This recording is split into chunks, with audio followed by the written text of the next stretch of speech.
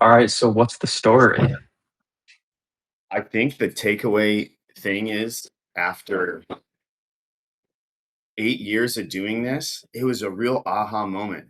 There was, like, maybe a 1% chance in my mind we wouldn't get a pig, but the client told me, he's like, "Oh, yeah, I was ready to get skunked," and there was a whole nother day left, so the difference of perspectives, we've talked about mindset between the guide and the hunter is just totally wild. I wanna figure out how to get us on the same page, like, give us at least give us the rest of the day.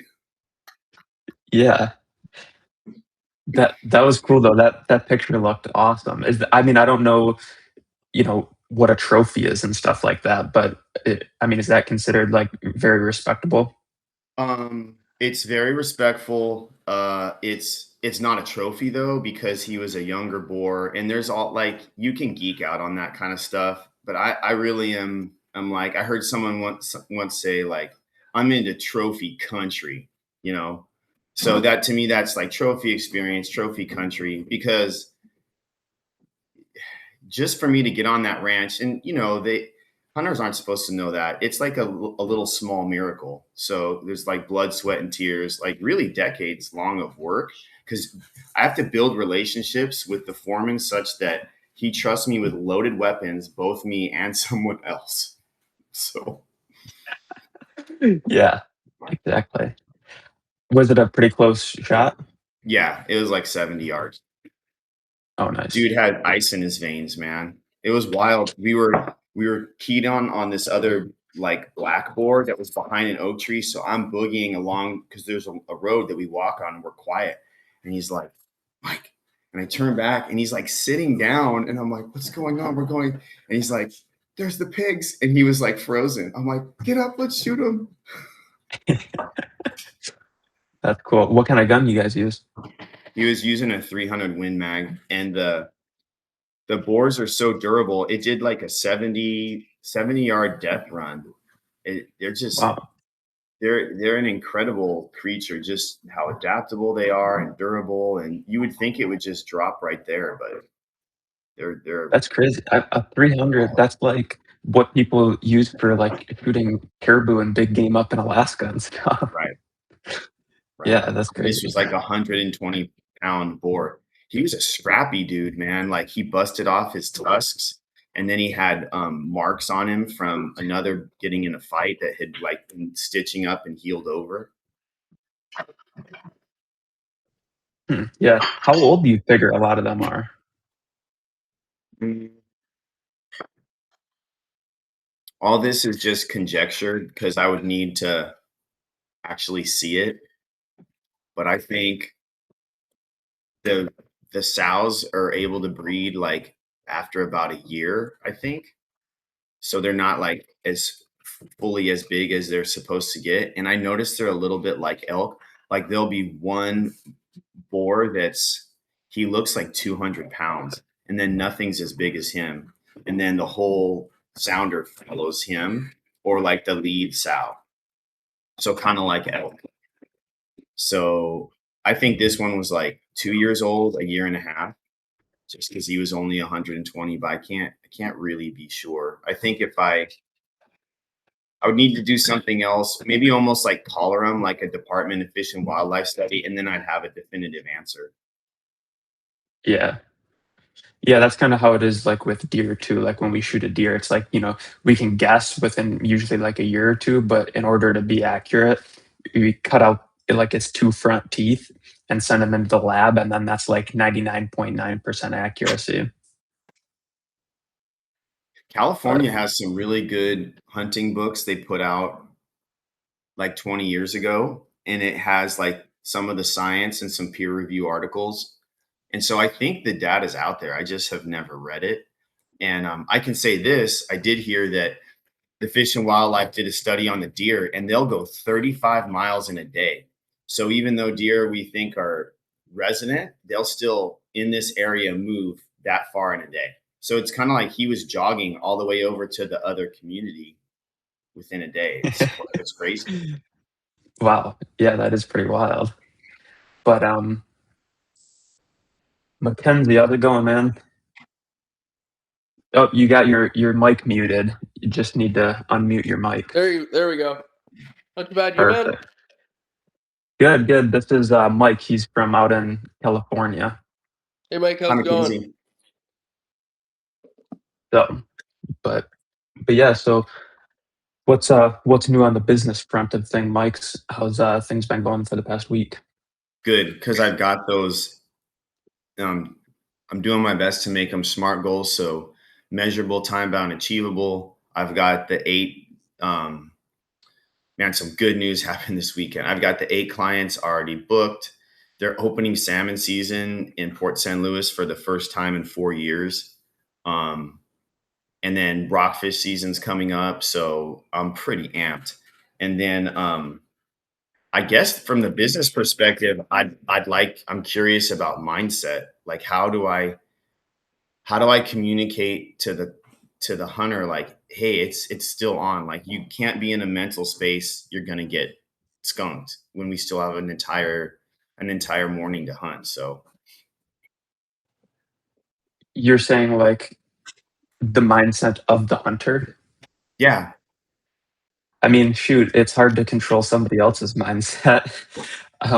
I mean, I would say the biggest thing that I've noticed is uh, a lot of it reflects off your confidence. Like they can pick up on the vibe of like how confident you are, regardless of like if you're catching fish or if you're, seeing a lot of animals, if you're on a hunt or whatever. Like I think a lot of it goes off your confidence, and at least that's something you can control. Other than that, it's like a lot of that is out of your control. I like that. Yeah, it's probably not very effective like while we're drinking our coffee. Now, you need to have a winning mindset because the entire morning hunt is ahead of us. All the thoughts of, yeah, I guess that would be not good word And choice. and I'm not saying like confidence as in like being making promises that you might not be able to keep. Like I'm not saying make promises. It's just, being aware of like the words that you use. So like always just kind of using like a positive outlook on things, like not being, I'm not saying like, oh yeah, dude, guaranteed, like easy work. You're gonna for sure get one. Like you don't want to do that. But just saying like, yeah, so like later when that trophy pig comes out and you're on it, like you're already like foreshadowing that like you're expecting a good outcome to happen. Then they're like, oh shoot, like this guy's like preparing me for what's going to happen when it comes out. Like he must be pretty confident. So things like that. That's a really good way to explain it. You're putting into word like my mentor, that's how he hunted. Like he would sometimes when we were hunting, he would cross over a ridge and he'd take the rifle off his shoulder and be ready. I'm like, but that he would do that only like 3 or 4 times during the hunt, and then I'd be like, oh, it'd get my attention. So that's the positive outlook without saying it. Yeah, yeah. But so Mackenzie, what's the word on that little strategy we were talking about last week? Because it's a Um, really good idea. yeah, so I think I want to do it. I was talking to like a few parents and they thought it was a really good idea. A couple of them told me it was really cheap. Yeah, that's what you were saying. Um, And, like compared and to like just some of the other camps in the area and stuff. yeah, yeah. And just for context, Mike, he came up with a really good idea to do uh, like a kids camp type of thing where you are Yeah. where you're selling to the parents and kind of like framing it in a way that's like, oh, like instead of getting them an iPad or the new Xbox, like 'cause a lot of parents are aware that they're spending too much time on technology, like, oh, like get your kid this fishing camp experience where they'll actually learn like real world skills. And I think that there's a lot of potential behind that. But the only roadblock that we're kind of running into is like the legal side of things. Cause like, running a kids camp and stuff can be a little bit of a gray line. Yeah, like it's like kind of like well, my aunt's a teacher and she kind of told me like a few things. She's like it's like totally like doable. Like you just got to get like a police check and have all the proper insurance and stuff, and then um, she said for like the kids, I think like the law is in Ontario here. It's like 5 kids for every 18-year-old or something, like if you're running like a camp like that or something. So like the 4 kids a week would be perfect for under that. And then yeah, I gotta this week I'm gonna take like a good chunk of my time and really look at it here. Yeah. Yeah, that's why I was kind of asking you, like, what the dream outcome was with it because, like, when you're gonna be dedicating, a fair chunk of time and energy into, like, looking into stuff, that it's like, well, if it's just for, like, 1 or 2 trips or whatever, probably not worth it. But, like you had said, like, if it's gonna, get you booked for 4 weeks ideally, or 4, chunks with those groups or whatever, like, that's a pretty good chunk of change, probably worth the time to look into it. Yeah, and like I said, I was gonna do like 650 a week per kid or whatever, and then like the one parent I was talking to, she's like that is way too cheap. Like people are paying upwards of like $900 to $1,200 a week for summer programs for their Yeah. kids, and like even more if it's like overnight, like like. But I wouldn't be doing like overnight. But Yeah, Sounds one like a thing to good be a idea, little Mackenzie. pardon? Sounds like a good idea, Mackenzie. There's a guy in the kayak shop that does the same thing with Parks and Rec. It's not quite a camp, but it's definitely children learning how to use kayaks and be safe in the ocean. So, I mean, I would imagine fishing would be similar. And if I could give unsolicited feedback here, like when she says to raise the price, just do it, man. Like that's, I Yeah, find that yeah. when Well, clients are like like, Nate said too, he's like yeah, you could do like an early bird and then like yeah, early bird pricing and then yeah, so The mix it the up that. reason that I recommended doing the early bird pricing is because it allows you to kind of test because I'll drive this back with a point that somebody I was just talking to a few days ago was running into is when you get feedback from people, in the market, whether they're like, oh, like that's cheap or whatever, it's a whole different story when it comes time for them to actually get out their credit card. So oh, there's this guy down in, I think he's based out of he's somewhere on the Gulf, I think down in like Louisiana or something down there. And so he got this big like party boat kind of, and he's been doing charters for like 15 years. So this is kind of like his next level where he wants to take out like corporate clients and stuff and charge like 5 grand for a day for like a group of 6 people, and they have a chef with sushi on board and kind of like a luxury thing. whoa, So he's been working on it, and people have been telling him, "Oh yeah, it's a great idea. We would totally do that." Like, they've been like kind of hyping it up. So he had a whole ribbon cutting event and stuff a couple weeks ago, and he hasn't gotten all those people that were telling him how good of an idea it was and everything. Then all of a sudden, when he's like, "All right, yeah, like we're open for business now. Like, you want to book a trip?" Then all of a sudden, it's like, "Well," and they kind of get cold feet with it. So now he's trying to figure out what to do. So that's why I recommended the early bird thing, because if they're really saying it's cheap, then you should sell those spots out really quick. Yeah, yeah. So People vote with their wallets, not their words. yeah. But Well, it is a good idea to do based on that too. So yeah, but yeah, yeah. I'm just gonna look back at our text there because I felt like there was something else that I wanted to mention.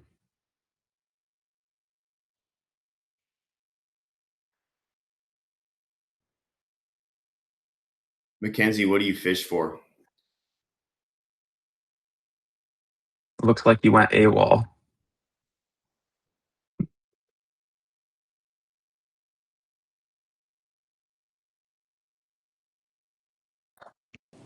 Hello. Mackenzie, what do you fish for? I fish for muskie, walleye, pike, bass, and perch. I'm Cool. based on the St. Lawrence in Ontario. In Ontario. Okay. Yep. Are burbot or turbot, are they in the same area? Are they Um, we don't really get burbot. Like the numbers aren't big on the St. Lawrence. okay? but like just north of me, there's the Ottawa River, and that's got pretty good numbers of burbot. They look awesome because in the ocean right outside Port St. Louis, there's lingcod. It's one of my favorite because they get bigger than the regular rockfish, and the burbot kind of look like lings. Yeah, that's like a lot of people call them lingcod too. Okay. I guess it's just kind of like the wrong name to call them, but You been getting any more of them signs out? yeah, I got a few signs up. Um, Uh-oh. Camera and audio malfunction. sorry. I'm getting a lot of posts on Facebook. Like I probably got 10 messages from them. 10 messages from the signs already? No, just from like posting on Facebook. I don't know. Oh, okay. I was gonna. They could be from the signs, but I have a feeling it's from my Facebook posts. Oh, okay.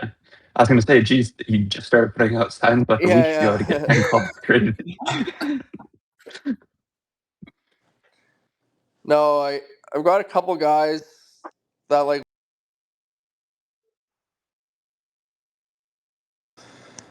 Shit. I keep Xing out. I got a couple guys that want to book, but I gotta like get better with my follow up. I think. What is the issue? Like, what is the reason they're not booking? A lot of them like full like one guy. He's like, okay, I just gotta ask my dad, and it was kind of late at night. But like he's like, I just gotta ask my dad like a date that we want to go out. So like, I'm probably gonna follow up with him today. That was on like It's Friday night. He did that. it's all I say it all the time, but it never gets old. You can always bank on the reason somebody doesn't book. It's the three P's. It's either a price problem, a person problem, or a procrastination problem. It's the three reasons that people don't book like 99.9% of the time. And Yeah. you just gotta have in mind like ways to overcome it that are specific for you. So like in the example that you just gave about like him asking his dad, I'd be like, oh yeah, like totally understand. Like obviously you got to ask the person that you're going with, but you think you'll have an answer either way, yes or no, by tomorrow night.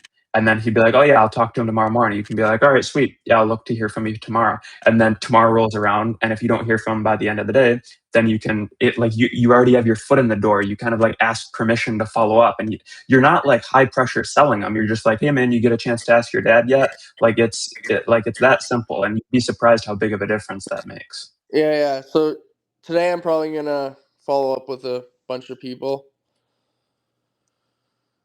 Yeah, and yeah. Other than that, I don't know. It's just sending people like the prices and stuff, and yeah. The biggest thing yeah, like just with maybe not getting a follow-ups message and back, or I don't know. yeah, when it comes to follow-up and trying to increase conversion rate and like that sort of thing, the biggest thing to keep in mind is like you're not trying to turn a no into a yes. You're trying to turn a maybe into a yes or no. Like that's the way that I always think of it. It's like I don't care if somebody, no matter what you're selling, like I don't care if they say yes or no. It's just I don't take maybe for an answer. Like that's where it's that gray line down the middle. Like give me a reason for no, Yeah. or yes. Like it's one or the Yeah. other. Like so that's what you're trying to help them make up their mind. Is you just want to get them off the fence. No maybes. Okay. But yeah, that's It's really effective, Nate. When you taught me that, like almost a year ago, like just text them, give them a little due date, like homework, and then I found it's good for my mindset too, because then I'm on to the next thing. So Okay. mhm. And two, a lot of people, they get in their mind like, oh, like it's so weird to follow up, and I don't want to seem, yeah, clingy or desperate or whatever. Yeah. But Yeah. let like, honestly, if you do it right without being super cringy and coming off, really desperate, like, if you do it right, a lot of people will be like, "Oh, yeah, dude, thanks for following up. Like, yeah, I totally forgot. Like, yeah, let's get on the books." And you're actually, like, doing them a favor. Like, they appreciate the follow-up. And it shows that you care. If they're like, "Wow, this guy actually cares enough to follow up." Like, because as you probably know, like, a lot of people don't even care enough to follow up. So what does that tell the customer, you know? Yeah, That's yeah. just my way of looking at it. And like I thought of it in my shoes too. Like last year I was down in Florida and I really wanted to go tarpon fishing.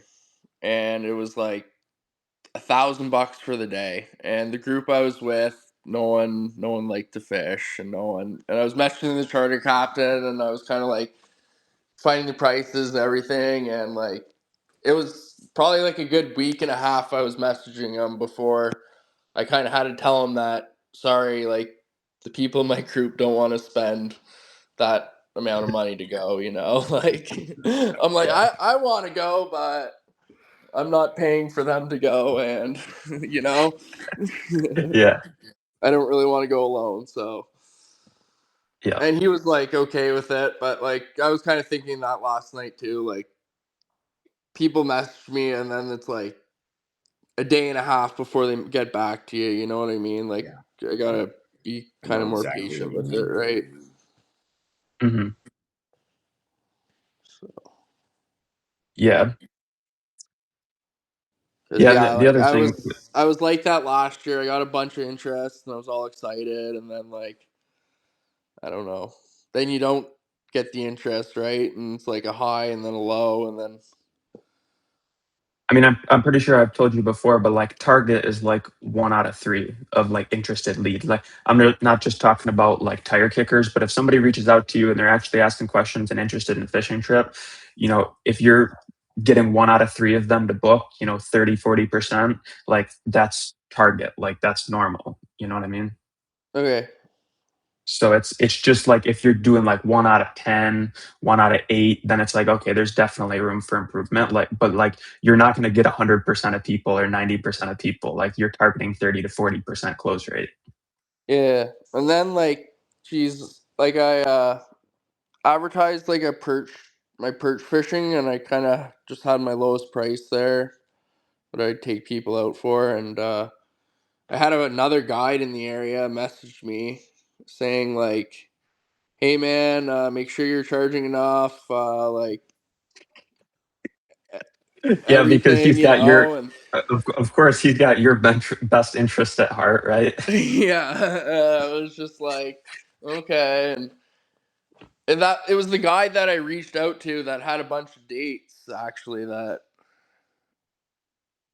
uh he had like extra dates. He was looking for another guy to help him, but the language issue and stuff. And but yeah, he Mackenzie, messaged me what and what do you think about the idea if he's cool, then you like help him, but if he's not, like that kind of ask given in that way, that makes my spidey sense go off. Like, what do you think?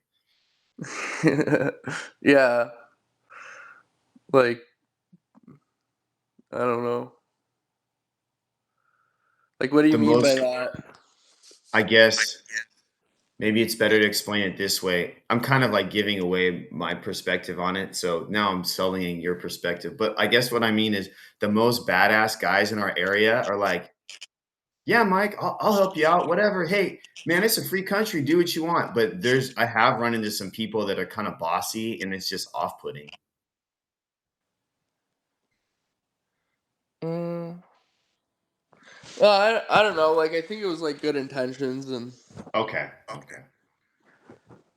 um, yeah, like he was just like saying like don't sell yourself short. Like people Mm. want to go, if people want to go fishing with you, they will. And he's like, and if your price is too low, he's like they might even like question your like skills or abilities, kind of thing. So Oh, I see. Okay. I'm misinterpreting it. That actually sounds good. yeah, like Hmm. no, I think it was like good intentions, but it was just I kind of found it funny that he messaged me just saying like make sure you Make sure you're charging enough It and is stuff. funny. And yeah. But Yeah, at first when you said that, I thought that he was meaning it in the way that like, "Hey, bro, you're undercutting me. Raise your price so I don't keep losing customers to you." no, no, like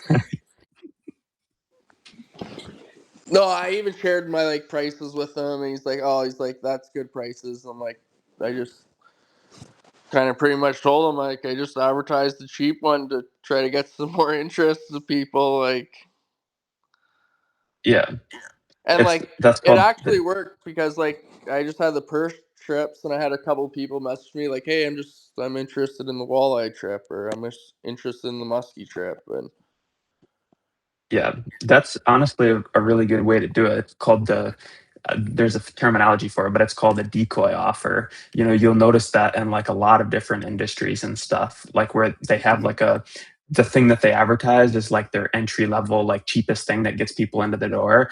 And then once people are like actually talking about it or whatever, they're like, oh, well, like, sure, you can get this super cheap thing, but like, or you can, upgrade to this or choose this like more premium option. Like, and but if you would have just advertised them the premium option, it wouldn't have got them in the door like with the decoy. So no, I definitely think that that's a good strategy. I mean, especially if it's working, which it sounds like it already is. So yeah. So no, I got a few guys message today and stuff, and yeah. How many of those signs do you have left? oh, I probably got 50 left still. Oh, okay. Maybe what did? Oh yeah, like no, I did about 35. So You climb up the telephone poles. yeah, I've been climbing. I've been standing on the back of my Dude, truck. Oh man, good. Good. Yeah, I have a little step ladder, but I was thinking I need a set of what the hell are they? They're the spurs to climb the poles like the linesmen do there. The lineman boots. Yeah, I have to call a buddy up Oh, or something. oh man. Yeah. No, that's those that's signs cool though, ain't man. going nowhere. No, Yeah. so But it's been no, man. still snowing here, so we still have like about a foot of snow on the ground, and I know I saw some videos of the Upper Peninsula of Michigan this morning, and down here where I'm at, we don't have any snow, but I guess they got hammered up here or up there. yeah. But no, man, I'm curious to see how No, the like icebreaker is supposed to be going. Actually, it already went down. I could see it open up. So yeah. nice. Yeah. So, what's the outlook then? Like, are you this week? Are you planning on trying to dive in a little bit more on the like that kids camp thing? Like, is that kind of what your focus is on? Is just kind of finishing putting out those signs and digging into the Yeah, the I'm kids camp? gonna put the signs out. Try to make a few more posts on Facebook. Try to figure out the legality of this camp thing, or my lessons, or whatever I call it. Um, yeah. hmm Yeah, I feel like those are probably like the Um, two highest leverage opportunities right now. Is those two things, and I wish I could help you a little bit more with like trying to work with you on the legality of that, but obviously the rules in the United States are probably different than in Canada, oh so yeah. it's hard for me to try to figure that out. But no, I mean if you can dial that in, then basically like what once you get the legal stuff figured out, then we can be like, okay, like now we know like okay, we can just promote it and like figure out like how are we going to promote it? Like what's the text message going to say, reaching out to people, and then like actually start building it up. But basically, yeah, you just need to make sure that you're all legal so we don't run into any issues and then we can rock and roll. Hmm. Yeah, and then like my expenses and everything for that were like I was kind of like looking it over. It was pretty like be nothing almost. I was just gonna get a couple rods for them, so they wouldn't be using like my good higher end stuff. But that would, Yeah. yeah, I was just gonna get like a spinning rod, bait casters, and Yeah. A time efficient way I found to find out a legality and then move forward is this sounds silly, but I mean, this is the age we're living in. You chat GPT and you give it the prompt that you want it from this set of legal things. So the large language model will pull that out of internet land and throw it at you. Then you call a lawyer. Like I called a lawyer and I'm like, hey, is this true? And then I had like the knowledge to like that next step. It was pretty they're two different scenarios, but I'm like, man, it's actually easier to find this out than I thought. I was like, oh God, I gotta so Yeah.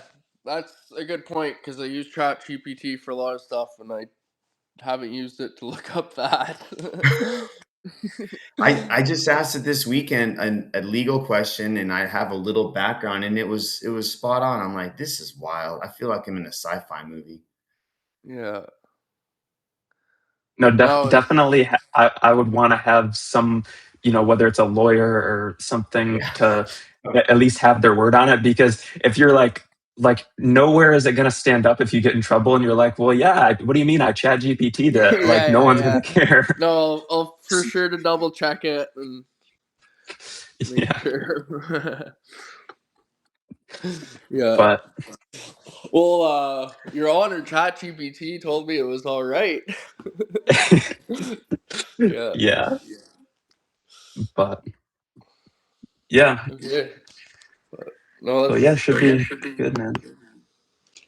yeah. And then just try to book a couple more trips, fill in days.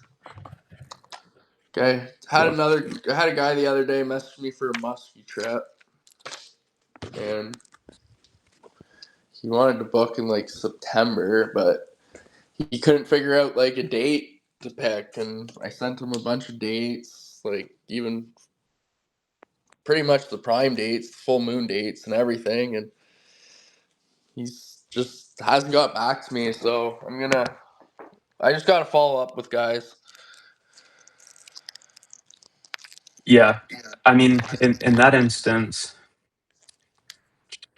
like, what's your deposit? What do you normally collect for deposit? Like 25%, so Yeah. like $85. You haven't had problems with people ghosting you? Nope. Okay. Yeah, as long as you're not having issues with that. Uh, Sometimes I I for some reason, well, especially through Fishing Booker, I would get ghosted because they're like, how it works. They only would take like $50 for a deposit because Fishing Booker, keeps your deposit for whatever you have the commission set at. And I realized just pretty much anything under $100, like people seem to like not care much. And a lot of people would show up, but then basically any ghost I've ever got, like it's happened like 3 or 4 times, all from Fishing Booker, from people who paid like a $40 deposit, $50 deposit. They just feel like hitting snooze on their alarm in the morning or something. And they're like, yeah, we're only out $40. We're just not going to go. And then there you are at the dock, an hour away from home, bought the bait and everything. And you're, getting stood up. It sucks. But if you're not having the issues, then you don't have anything to worry about. So, no, I but haven't. No, knock yeah. on wood. So, yeah. Well, yeah, guys, I got to bounce, but I mean, you're welcome to chat when I leave off here. But other than that, Mackenzie, what do you want to catch up in a few days later this week, and we can kind of see how things are going, or how's that sound? Yeah, sure. Okay, Sounds good. yeah, just shoot me a text or whatever works for you. Okay, no problem. All right, guys, I'm gonna bounce. See you later. Okay, have a good one. So where are you from, Mike? in Pismo Beach, Okay, California. nice. And you're out on the ocean. Yeah, and Nice. kayaks. Oh, that's pretty cool. The 5-year plan is get a boat sometime. But Still though, people like to kayak fish. they really It, do. It's like I can tell it's like a personal it's a goal they met by just getting on the ocean. mm-hmm. How I wanted to ask, I kind of am always curious about how people get into this, because there's a lot of captains or a lot of fishing people kind of rotating through the consulting, you know. What point did you're like, okay, I'm good enough at this fishing, I'm opening my business? What was that for you?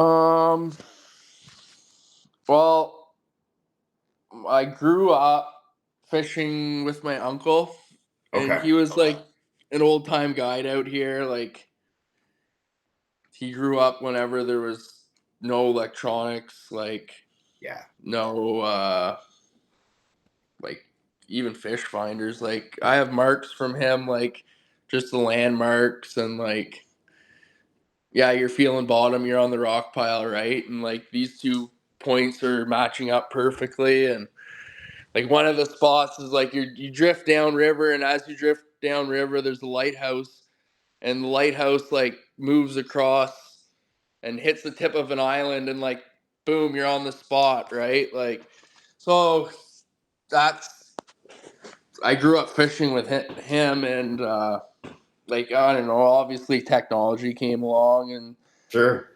stuff. So the thing about a river is like it's always changing and stuff, but like a good spot's a good spot, right? Like a Yeah. like And I'm kind of, I guess I've been focusing today on mindset. I have this conversation with myself while I'm on the ocean. Like, I want the clients to learn and the fishermen to learn from me, but then I'll tell them, because I use the same strategy with landmarks, and they look at me like, dude, you're full of shit. There's no way you can like do that on the ocean.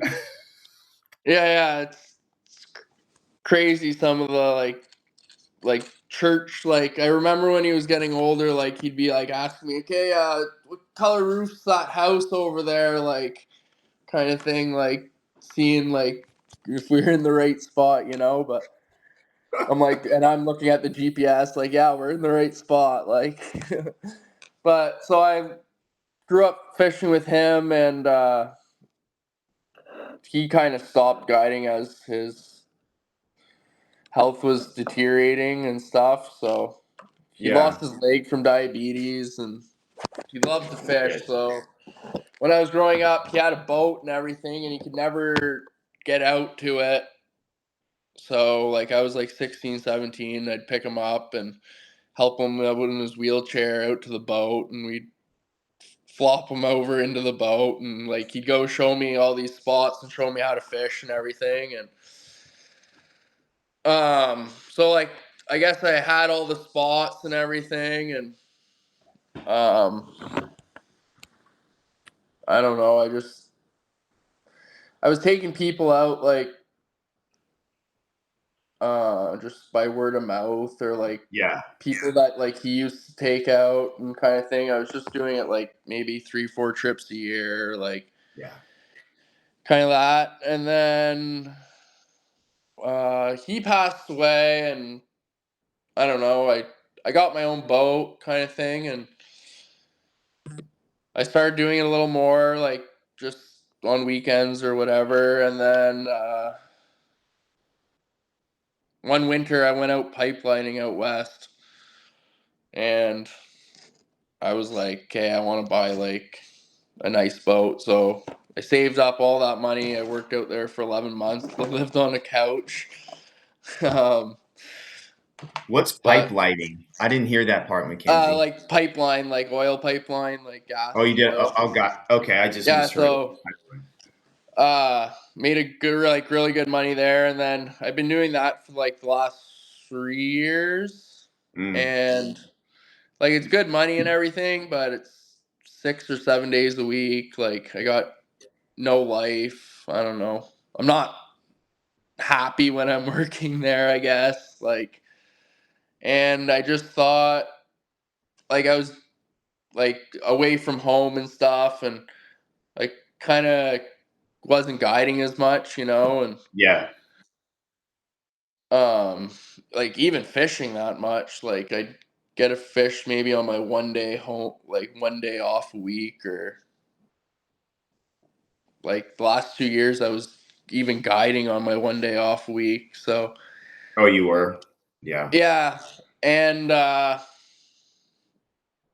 don't know, that probably cost me my relationship with my girlfriend last year, but That's a bummer.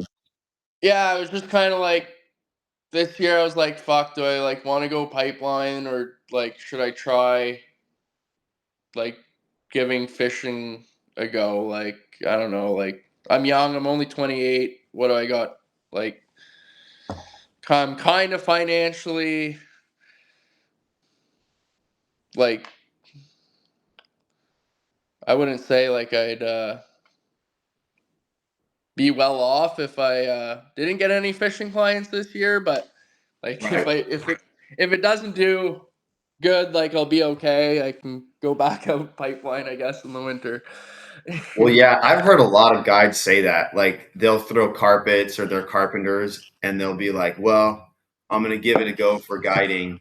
And then I can always go back to that other thing. And I don't know how this stuff works, but it's been helping my business just because I'm like in an echo chamber, like moving the business forward. But then I'm like, oh, same thing happened to Nate. Same thing happened to Mackenzie. Same thing happened to.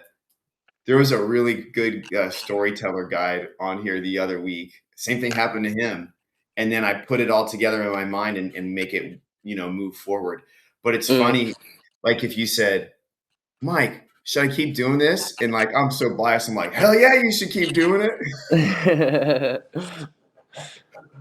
So yeah. No, well, like, and then that guy that just reached out to me, like, I seen him post kind of like it was in February, and he's like, I've got 25 days left for the year. He goes, I've booked over 200 trips this season, like, blah, blah, blah, everything. And I was just like, kind of thing, like, if this fucking guy Yeah.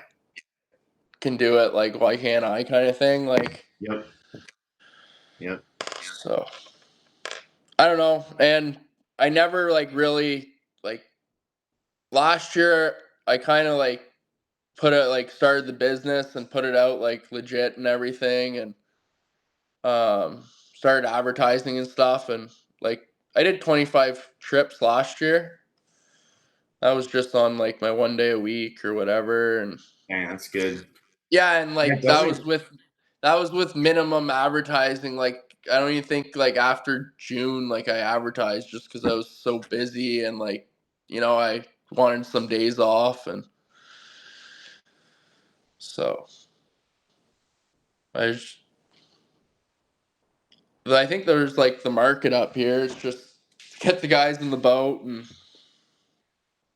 Yeah, and like you said, with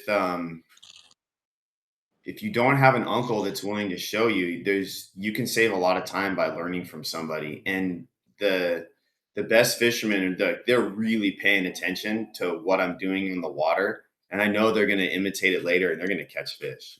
yeah.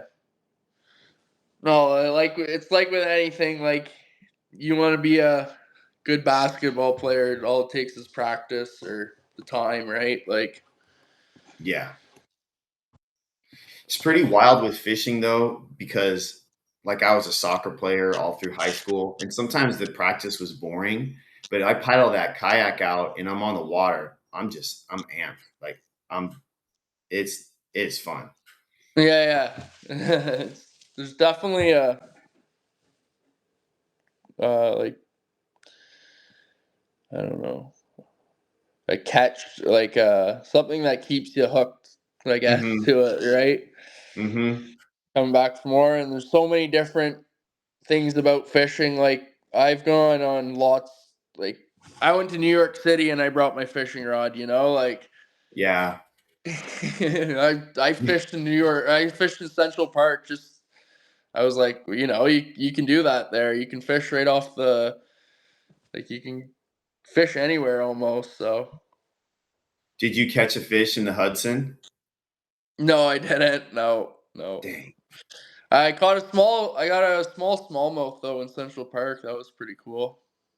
Wow. I would Yeah. have never thought that. That's good thinking. Yeah, I'm and gonna bring then my I pole.